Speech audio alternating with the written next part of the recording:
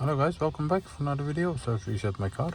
In today's video I'm going to show you can change the menu language of a Mercedes 2019 building year GLA, and in this short video I'm going to show you how you can do it for yourself. Before we start, I want to mention our YouTube channel, Surface Reset My Car.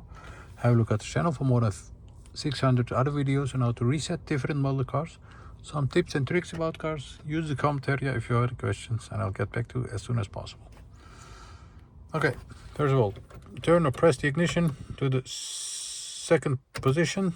Then we're gonna use this thumbstick over here to go to this area. Scroll down to go to system settings, and you'll see the language area. Press it. Let's say get it to Dutch, and you'll see that it's now functioning in Dutch. This will also automatically change this area over here. Now let's go back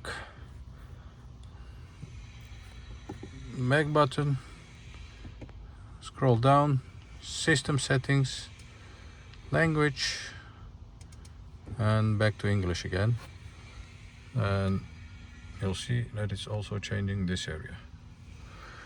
That was it for this video. I hope this helped you changing the language on your car. Hope to see you next time in another video. Stay safe, take care, bye bye.